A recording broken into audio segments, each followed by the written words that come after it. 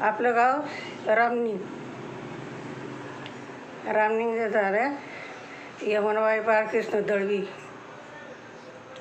आणि घरी डॉक्टर आले होते, ते आमच्या सरांनी आणलं होतं. लय घायल झाले होते. डॉक्टर आले, म्हणले काय होतं आजी? म्हणलं वर जायचं मला. डॉक्टर म्हणले वर नाही जायचं, मी नीट करतो.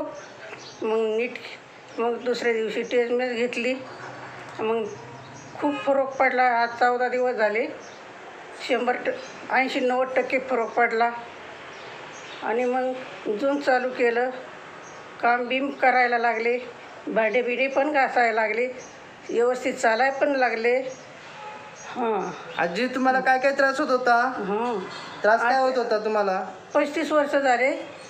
शिरा चेकअप होत्या, साऱ्या दवाखान्यात पालथी घातली, पण कुठं गुण आला नाही मला. आणि मग गुण कुठं इथंच आला, डॉक्टरांच्या इथं. बरं तुम्हाला त्रास काय काय होत होता? तुम्हाला उठता येत नव्हतं, बरं काय काय त्रास होत होता सांगा बरं मला. 6 शिरा चेकअप होत्या. बरं 6 शिरा चेकअप झाल्यावर म्हटले इथले डॉक्टर म्हणले ऑपरेशन करा. ते डॉक्टर म्हणले दुसरे डॉक्टर म्हणले आजी ऑपरेशन करू नका, गोळ्या औषधावरच राहा. मग गोळ्या औषधावरच दुखायला लागले का 8 दिवसाला इंजेक्शन होतं. 8 दिवसाचं त्या गोळ्याचा अंश संपला का परत दुखायला लागलं की परत म्हणले चला दवाखान्यात. किती वर्षापासून करत होते तुम्ही? 35 वर्षापासून. हा 35 वर्षापासून आजार होता. आजी, मी तुम्हाला बघायला तुमच्या घरी आलो होतो तेव्हा तुमची अवस्था काय होती?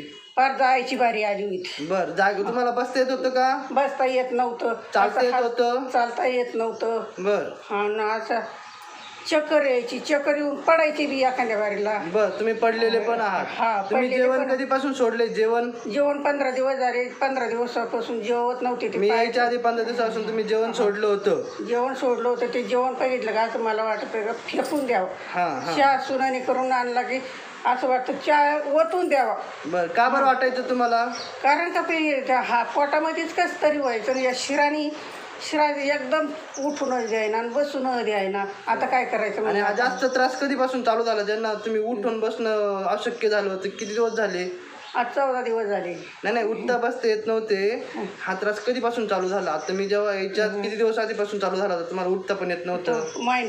महिन्यापासून तुम्हाला उठता बसता येतच नव्हतं काही. आणि कोरोनाच्या काळात बरं आता 14 दिवस झालेले. आता काय काय त्रास होतोय तुम्हाला? आता काय नाही त्रास होत, फक्त थोडी आग होती. थोडी आग आहे आता. आणि किती टक्के बरं वाटते तुम्हाला आता? 90%. 90% बरे झालं तुम्हाला बाकी आता आधीसारखं चालताना जे दुखायचं, पायरी चढताना दुखायचं, तसं दुखतंय का? मुंग्या यायच्या तसं काय होतंय आता? आता नाही होत. आता नाही होत. तुम्हाला गाडीवर पहिल्या दिवशी दोघांनी असं धरून आणलं होतं बरोबर? बसता नाही आलं गाडीवर बसता येत नव्हतं. मी गाडीवर बसते. तुम्ही पहिल्या दिवशी आल्या इथे आतमध्ये लगेच स्टूलवर बसले होते, आठवते का तुम्हाला? आठवते का तुम्ही स्टूलवर बसले होते? आणि दुसऱ्या दिवशी मग तुम्ही चालत इथपर्यंत आले, मग थांबले नाही.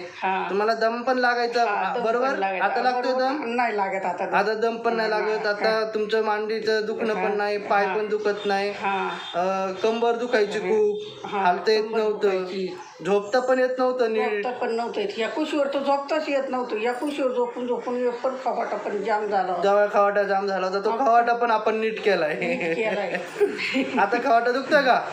थोडा नॉर्मल दुखतो. आधी सारखा असं त्रास वगैरे होतोय? त्रास नाही होत आता पहिल्यासारखा त्रास नाही होत. आता जेवण बी फुल जाते. किती जेवता आता? 3 चतकुरा भाकर भाजी पोटभर खाता. जेव्हा मी आलो होतो तेव्हा किती खात होते? तर एवढी नव्हती गिळत. एवढी पण गिळत नव्हती. त्याच्यामुळे खाल्लं की माझं डोक्यातच म्हणायचे मला देऊच नका, मला जायचं.